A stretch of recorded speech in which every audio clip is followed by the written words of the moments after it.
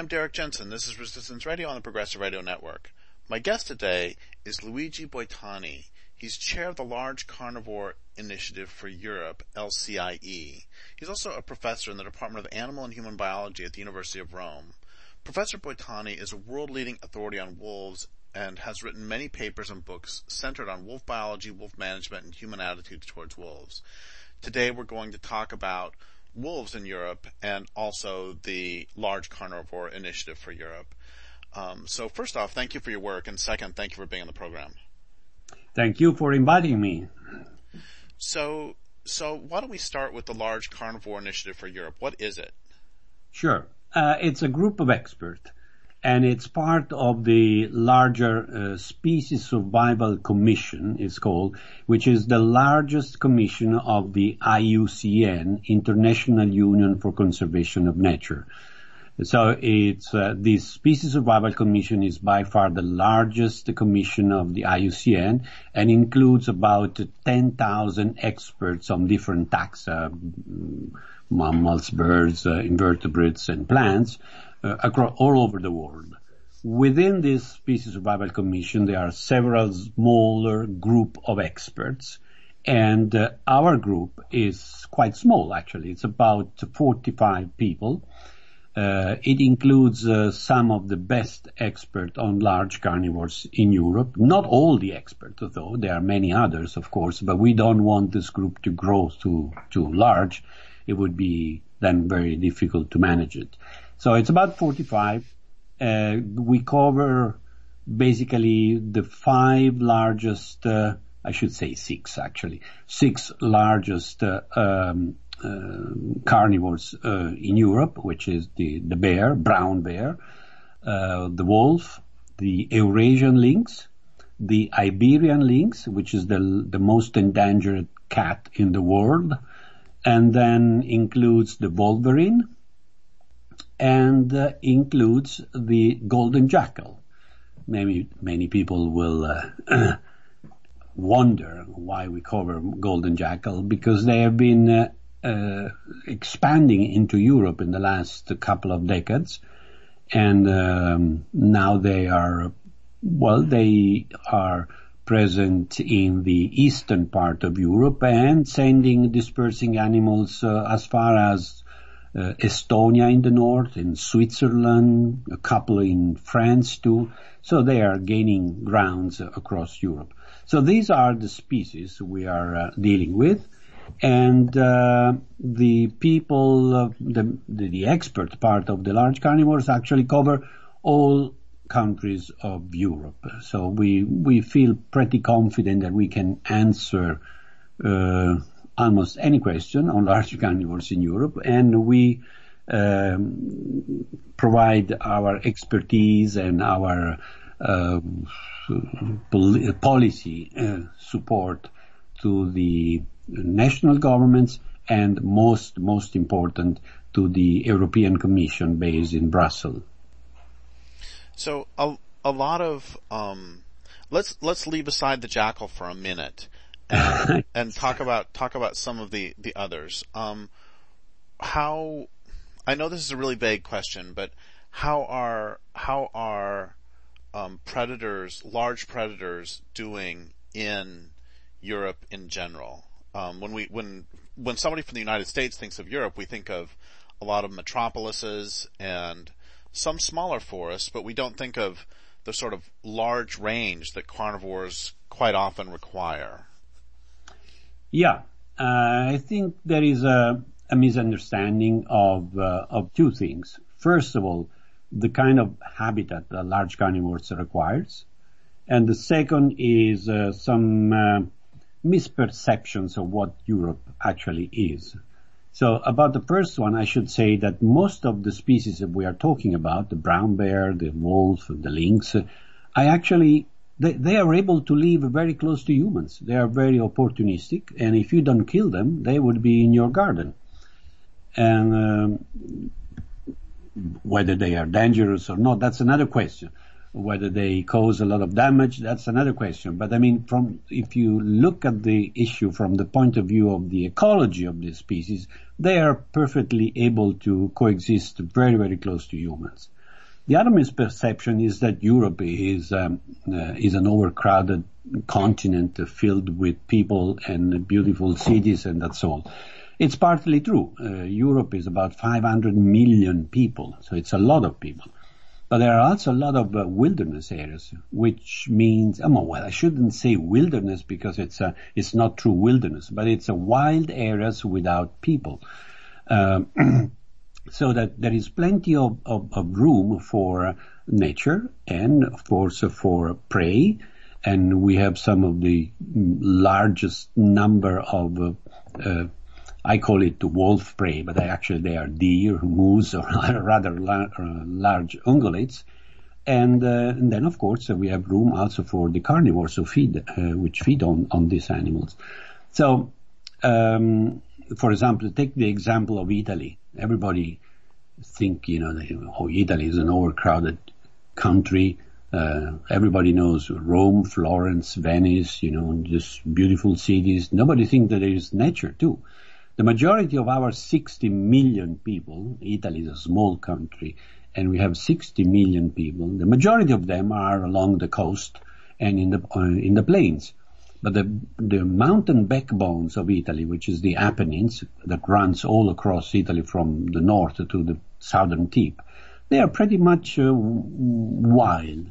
It's not true wilderness because they are wild because they have been abandoned by people living out of mountain agriculture. Nobody wants to be a farmer up in the mountains where life is really hard. So everybody left. All those who were living in the mountains left the mountains and are now living in much more comfortable areas along the coast.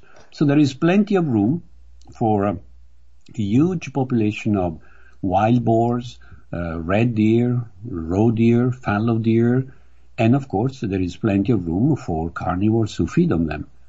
And so that's why in Italy we can afford to have some 2,000 wolves, which is a huge number.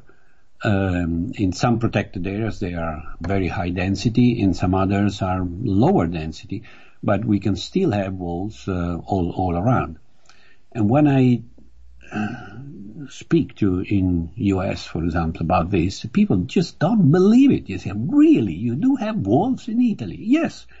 Because the North American people have this idea that wolves are the beast of the wilderness. They are far away from humans. They hunt wolves, and if they see a human, they give it a thought of killing it and eating it, which is actually a misperception. Or at least, it's not a misperception. It's just looking at the wolf only from one eye, from one angle. Wolves can live very close to human. If they have something to eat, they are on their own. We have a wolf pack which has a den just right near the main airport of Rome. And we do have a true wild wolf some 20 kilometers, which is 15 miles, even less, from the Colosseum. And nobody has ever been hurt, or no humans have been threatened by these animals. Certainly, these animals can kill livestock, and that's another problem. It's a big problem, so we have to solve that, or at least we have to prevent or mitigate that, and we are working on that. I made the case of Italy, but I could do any other. Spain has an estimate 2,500 wolves. Romania has an estimated 5,000 wolves. Or let's think of another country that you may be familiar with, Sweden, for example. Sweden, a few decades ago, had only 100 brown bear left.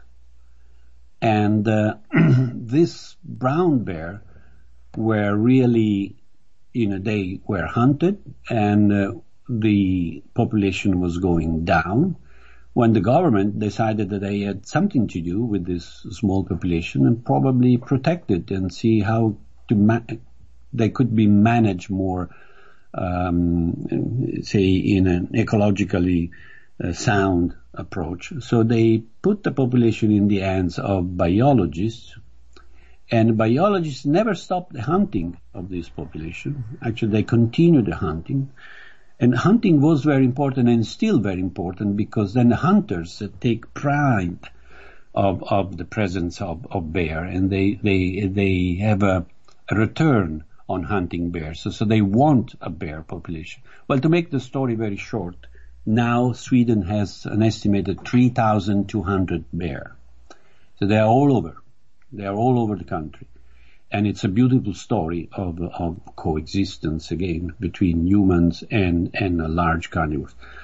Then I can hear some of the North American audience say, what kind of bear they are? Are they really the grizzly? No, the grizzly is a North American type, but this is the same species. Ursus arctos is a brown bear. It's a huge animal, and it's huge in North America as well as in Europe. And in Italy, we have done even a reintroduction of brown bear. Up in the north, where, everybody knows the Alps, skiing resorts and all that. But in one smaller region of the Alps called Trentino, it's actually not a region, it's called a province. The local government, they had the local brown bear population going down almost to extinction. Actually, it was functionally extinct. There were only 2 left, and they were not breeding. So they decided to reinforce the population. They brought a dozen brown bear from Slovenia, and now the population is estimated to be around 60 and is still growing. And by growing, is dispersing males into Austria, Germany, Switzerland, other provinces of Italy. Not all these areas receiving bears are very happy with that, but the bear is a protected species in Italy, so we don't have any case yet of poaching on this small population, which is a very interesting story. Well, a couple things. One is, as soon as I asked the question, I realized how silly it was, because I live in far northern California, and I live in a town of 2,500 people, 8,000 people, and I see bears every single day most of the year. So, yeah. Of course, these non-humans many species of non-humans, the bears will come and fall asleep on your porch. So many times they can. So my question about bears or wolves living among humans was in some ways kind of silly. Let's go back to, you've said there haven't been any cases of the brown bears being poached in Italy.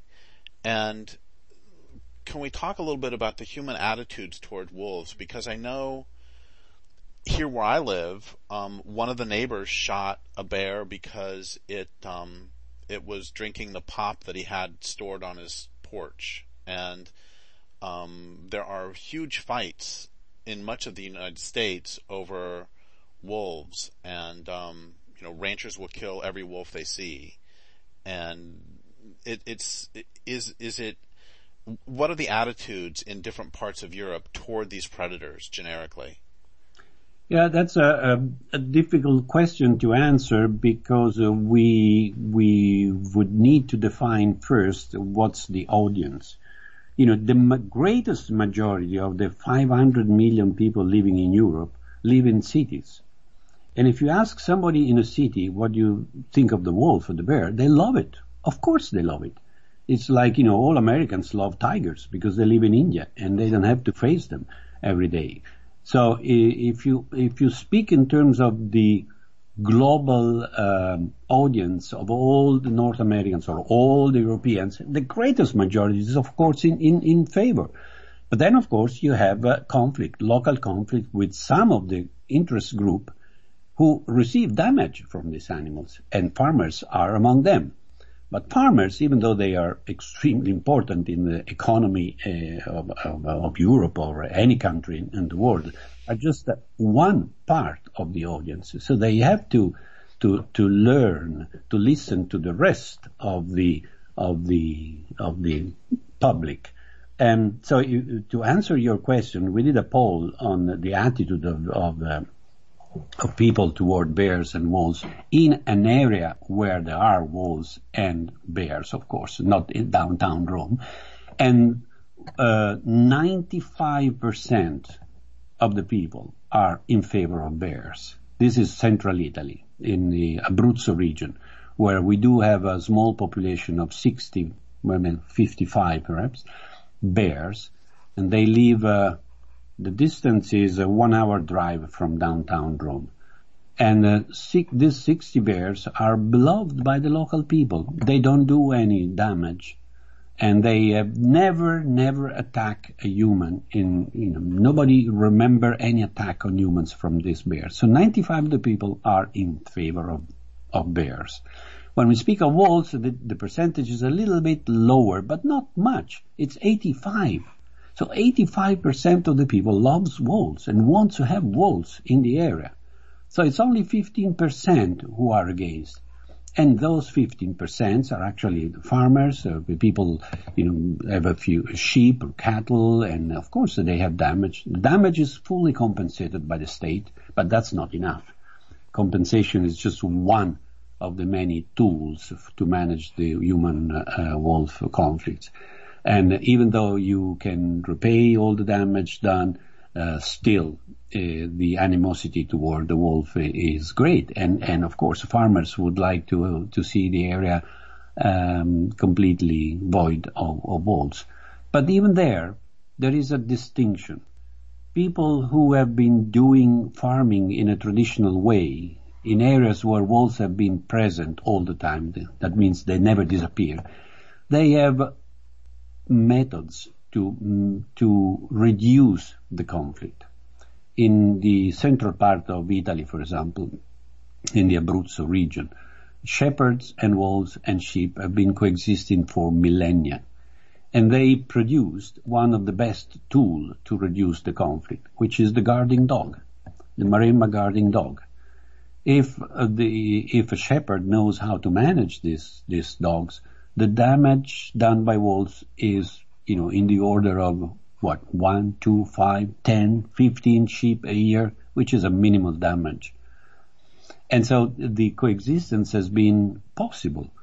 And if you ask this shepherd if they like the wolf, well, they will answer with a lot of ambiguity. They would say, well, now the wolf is eating our sheep, we should kill it. On the other hand, they say, well, the wolf is a noble animal, it's a beautiful beast, they know their way around, they know the forest, they know how to kill. So you get both answers. And in fact, these traditional shepherds are not against wolf. But then it's another story if you ask the new shepherd, people that have turned into farming recently, they don't know how to handle wolf. And especially, there is a very nice anecdote I can tell. In Tuscany, many people knows where Tuscany is the region where Florence is, just north of Rome. The farmers are mostly immigrants from Sardinia. Sardinia is an island off the coast of Italy, in the center of the Mediterranean, and wolves have never been there. So the Sardinian shepherds do not have the wolf in their pastoral culture. They don't know how to handle a wolf. They don't know how to handle the idea of a wolf. They don't know how to handle guarding dogs. So the conflict is extremely high there, because what is missing is the defense tool that the traditional shepherd in Abruzzo have been using for centuries. So now, asking all shepherds to turn back to the traditional methods, it's a bit difficult, of course. So the best way is actually the way forward that I've been preaching for ages, is to define areas where the coexistence is possible with minimal damage, and define other areas where you just get rid of wolves and have your sheep. In this way, we can have a sheep and wolves and bears all across Italy, but also all over most of Europe with minimal damage. I've been speaking too much, perhaps, of Italy, but I can make many other examples of countries that have been growing without wolves and suddenly see the wolves coming back. And they are now the 2 wolves that are in Netherlands. Can you think of wolves in Netherlands? which is a flat land with tulips, and you have wolves there, and people love it. The greatest majority of the Dutch people are in favor of this comeback. They already have a national action plan, and they are ready to manage whatever comes. There are two or three, I can't remember now exactly, wolves also in Denmark. And many wolves in France. France was without wolves until 1990, when the first two dispersing animals crossed the border between Italy and France. And so France had to relearn how to manage wolves. The conflicts are huge. You may read in the newspapers. Farmers are really furious. Can you imagine, the threat to the famous French cheese or whatever. So it's a real serious issue. And France spends several millions euros a year in managing this conflict, paying compensation, providing incentives and subsidies to prevent the damage, and so on. Still, the conflict is high, the animosity is high, but if you look at at France as a nation, then the majority of people are in favor of wolves. Of course, all those living in cities are in favor. Now you may say, well, but the countryside belongs to farmers. Well, wait a minute. Farming is highly subsidized. Without those subsidies coming from the state or from the European community, without those subsidies, there would be not a single sheep left all over Europe. So in a way, the farmers actually depend on the money paid by the taxpayer living in the cities. So perhaps the urban people may have a say on what's happening in the countryside. Don't you think so? Oh, yeah, absolutely. What was the low point for wolves in Europe, and when they were eradicated from, so sort of three questions. Have wolves been continuously living in Italy? 2, what was the low point across Europe for wolf range and population? And 3, where were the primary reservoirs from which the wolves could then repopulate? Yeah, I would say the 60s. The 50s and 60s were the low point, because wolves were killed almost everywhere. They had been eradicated even before. For example, in France, the last wolf was killed in 1920. In Germany, even before, in 18 something. And, in England and Scotland are a story apart, because England got rid of wolves in the 16th century or so. But, and of course they can't swim across the channel, so the UK is still free of wolves and bears, even though there are plans to bring them back in Scotland, but that's another story. And in Italy too, the lowest was in the 60s, late 60s, early 70s, when we estimated about 100 wolves left in the central part of Italy, just close to Rome. That's why we can say that in Italy the wolves were never fully eradicated. So the population we have now is an expansion of those small population left across Europe. You are asking where? Well, the wolves were never eradicated from Spain and northern Portugal, but that's a reservoir mainly for Spain and Portugal, I would say. We don't have any case of wolves from Spain moving into southern France. On the other hand, the Italian wolves have been a reservoir for a lot of expansion. They enter France, they're expanding into France. 2 wolves from northern Italy even went all across the southern France and entered Spain, and they are now living just close to Barcelona. And Italian wolves moved north, and we had 1 wolf moving up to Bonn, which is the capital, the former capital, of course, of Germany. And so it's a long way across a highly human-dominated landscape, and yet the wolves did it very wonderfully, and live there for a year before being killed by a car. And so the Italian wolves are very important to repopulate France, Switzerland, Austria, the Alps in general. Then we have the large population living in former Yugoslavian countries, which is Slovenia and Croatia, of course, Serbia, Bosnia. It's a huge number of animals, and they are very healthy, and they move north sometimes across Slovenia.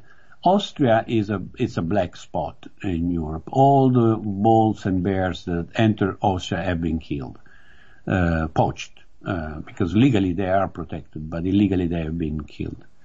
On the other hand, from Poland, we had an interesting expansion of wolves into Germany. And in 15 years, they went from 1 pack to the current estimate of about more than 40. I don't remember now exactly the figures. And from these, and the expansion is moving westward into the Netherlands and Denmark. And then we have the northern population. The wolves were eradicated in Sweden a long time ago, but then they had an immigrant from Finland, 2 immigrants, and they reproduced without much success. And then they had a 3rd immigrant, and that was the shot the population had. And so they increased to the current estimates of certainly more than 300, 350. And still growing. So it's a highly dynamic view for wolves, but we have less dramatic but even interesting expansion of bears, of course. The wolverine is also increasing, but the wolverine, of course, is a northern species, though, so only Norway, Sweden, and Finland are interested by the presence of this species. And then we have the jackal that we set aside, but it's a very interesting addition because they are actually making their way across Europe as well. And I want to talk about jackals in a moment, but I want to just come back to I've got 2 more questions about wolves for now. One of them is this, so much, as you know too, so much of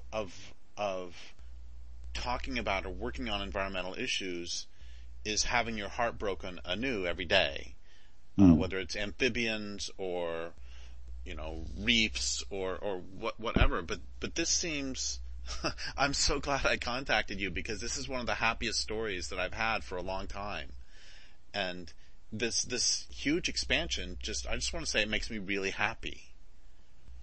Well, yes, it makes us very happy too. But of course, managing a success is not that much easier than managing, fighting a fight in a trench. Like, we conservationists are used to fight to save the last animals, or small population or declining population, always bad stories. Now, managing success is not that much easier because people expect that you find a solution to this continued expansion. I think that the most legitimate question I hear from the audience is, how many more do we want? And that's a political question, of course. It's not a biological question. I cannot answer. I can give my support as a biologist, and I can have my own irrelevant ideas about the political targets. But in the end, deciding how many more wolves we want in Italy or in Europe, it's a political question. And of course, it depends on the local context. When I say context, is ecological context, is sociological context, political context. For example, the return of wolves into Germany has caused much, much less trouble than the return of the wolf into France. But because the ecology and the economy of these areas are completely different. So I think there is not a solution for all, and we have to find a different solution for every local situation. Equally, I do not mean that the success story of large carnivores in Europe is a lesson for North America. We don't want to teach anything to to anybody, but certainly there is a I should say that there is a lesson. Yes, there is a lesson there. The lesson is that it is possible if we change attitude and we tolerate some compromise. Coexistence is compromise. Compromise means that both parties give up something. So we must tolerate a little bit of damage, and we must also manage this large carnivore, perhaps even with some killing when sometimes. Now, to many wolf lovers, just the idea of killing one wolf is just a sort of unacceptable decision. Making the wolf a saint or a sacred animal is actually stupid, absolutely stupid. We are very proud, we are very happy that wolves are expanding, but we should be ready to kill some of them when the conflict is too high or is impossible to manage with the tools that we have now. And this is possible all over. Now, when we look at, I changed my topic a little bit, but just to give you an example, now when we speak of India, and we learn that 2,000 people are killed by leopards every year in India, and then you say, oh, well, yes, there are so many Indians. Yeah, there are also many leopards too, and they coexist. And so there is a sort of compromise, a sort of acceptance, and every country has its own threshold. What I do not accept is that a rich country like United States, for example, would say, well, our threshold is 0. That's unacceptable. I just don't like that. And I think that there is room for a lot of maneuvering on this compromise. So, my other question about wolves, I guess is another 2-part question, is we haven't talked about Russia. And are there, when I read stories of 17th century Russia, you hear about a lot of wolves. That's sort of an iconic animal from there. So how are wolves doing in the larger Russian region?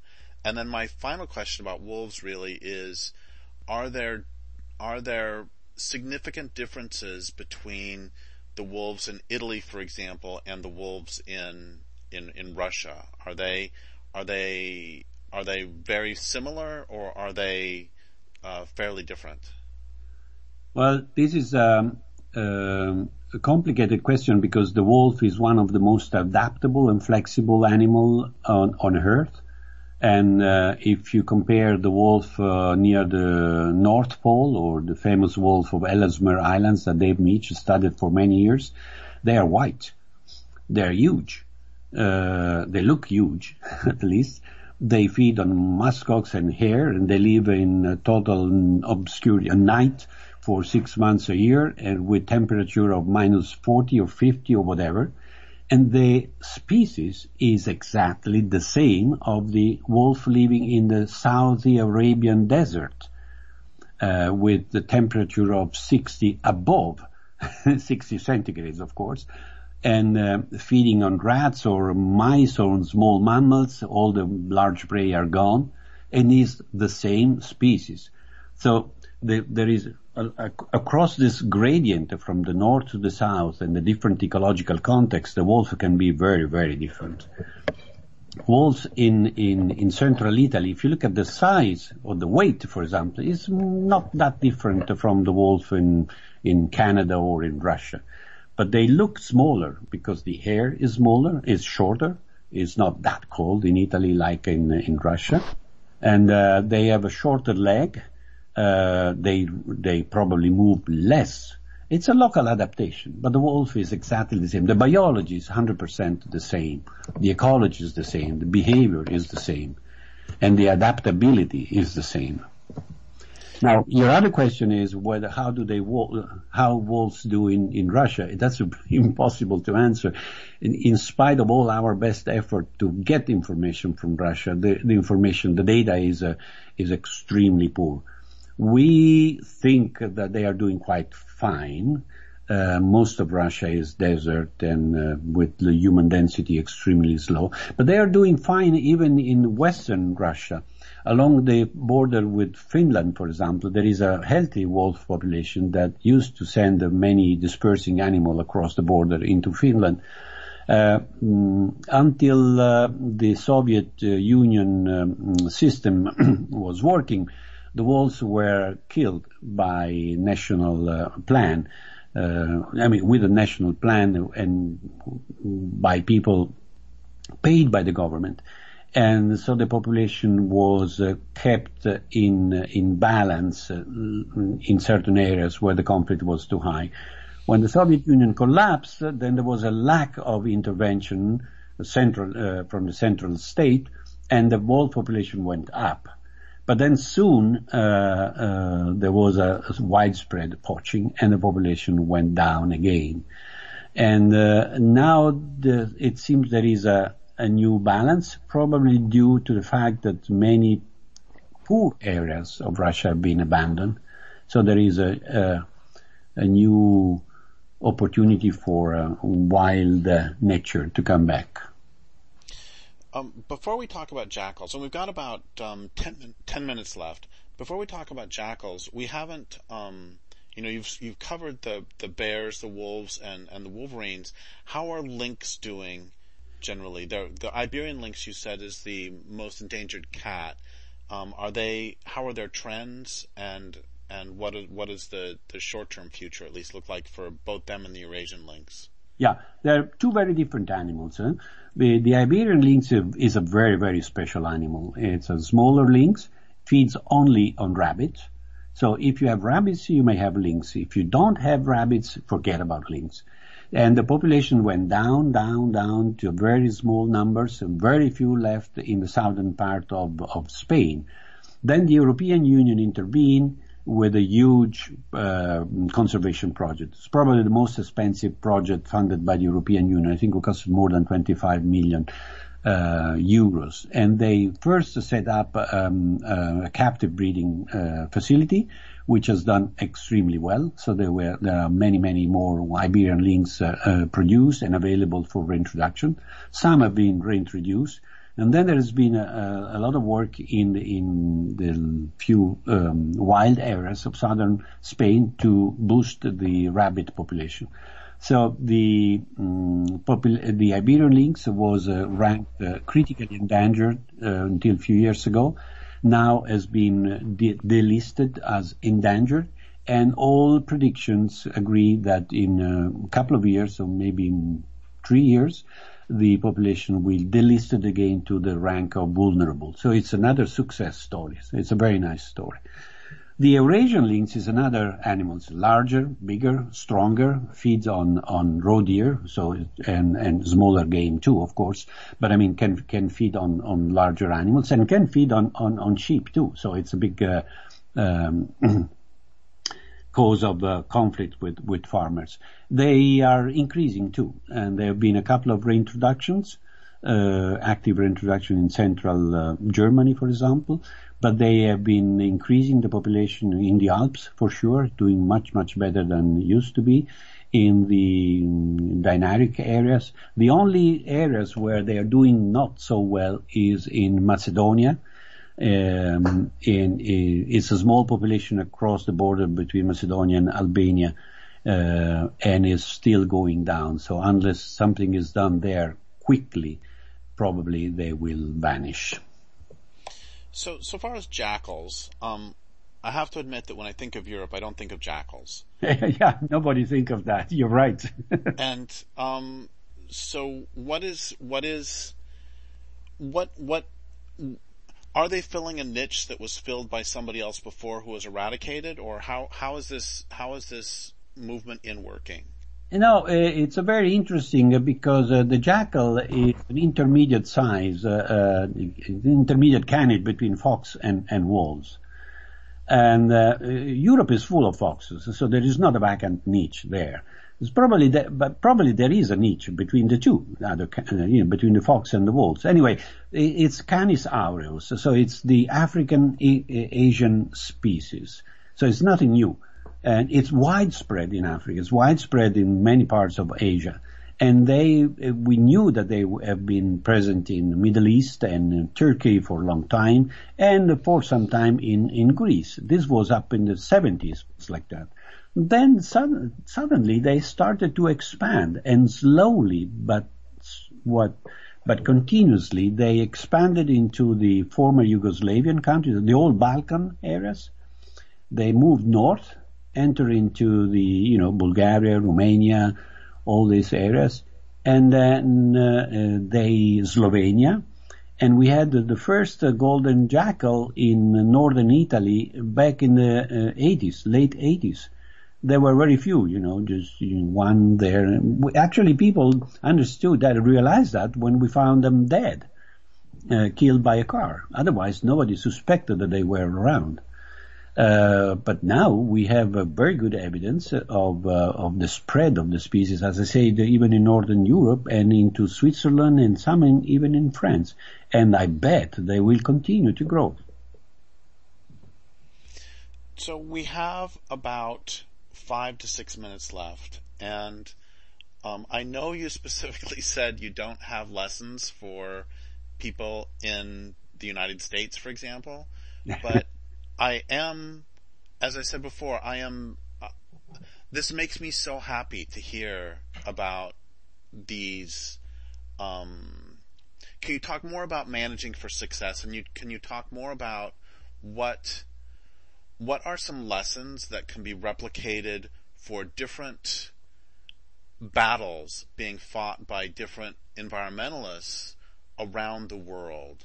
What lessons can you give to them that might help for them to achieve some more successes? I don't like to preach, so giving this sort of answer immediately sounds like you want to preach your own recipe and your own solution. I don't have any solution, in fact. As I said, as an example, for many years I've been receiving a letter and calls from friends or from farmers' organization from Finland, from Sweden, who wanted to come down to Italy and see how wonderfully Italians coexist with wolves. I told them, you're welcome. I'll bring you around, but there is nothing you can learn for two reasons. First of all, because the coexistence is not that idyllic, it's not without any conflict. And second, if there is something that works here, it doesn't necessarily work in Finland. As a matter of fact, I believe that it will not work in Finland. Every story, every local situation has its own mix of solutions, a mix of tools to apply. So this is to say that I have nothing to preach. Certainly. Which is of course the only ecological answer too, because the same thing is true ecologically. Absolutely true. So we can make a list of the potential tools. So the first would be the guarding dogs, would be the electric fence, would be the shepherds, of course. You pay a salary to extra shepherds to be in the area, and so on. We can go on with different tools, but how to use the tools, in what degree use this rather than the other one, it depends on the local situation. The only other things I would like to say probably on this issue is that there is one word that capture the essence of the coexistence, and this word is tolerance. Most people are just intolerant of anything that causes a problem to his existence. But tolerance, it doesn't mean that you have to stand when a pack of wolves kill all your sheep or a huge number, but you tolerate if they kill one or two or three, or something you can afford to lose. So tolerance is a way of accepting some disturbance. Well, a great example of that is, I mentioned earlier, one of my neighbors shot a bear because it got on his porch to drink pop. I mean, first off, put the pop inside, but leave that aside. Second, this last year, I would walk outside, and probably over a course of about a week, I had 3 different flat tires on my truck. And I figured out finally what was happening, which was that there happened to be a baby bear who enjoyed chewing on tires. And I mean, I went and I got replacements for the tires, and the guy at the tire store was saying, oh, that bear would be in my freezer. And it's like, okay, I can understand that, but at the same time, I mean, that's not that expensive a cost for me to be able to see bears every day. And so what I did actually is I put pieces of wood around my truck, so when my truck is just sitting there, the baby bear can't get to the tires. Which is the equivalent of finding a guard dog or an electric fence. Sorry, you were going to say something a moment ago? No, I fully agree with you. Tolerance means, accepting some damage, find a way to defend yourself, unless you are one of those believers that any source of disturbance should be eliminated. So we would live in a beautiful empty desert and look around and see nothing but ourselves. So the last thing I really want to say or to ask is, the other thing that seems very clear here is that, you do a lot of work, and the farmers have to have the tolerance, and there's all this, but then ultimately, if you just give them a space, the wolves and jackals and lynx and wolverines and bears, they do most of the work of this recovery themselves. Absolutely true. And this is a bonus and a problem, of course. It's a bonus if you look at recovering population, because they can recover by themselves. Just let them do. Don't kill them, and they will do their job.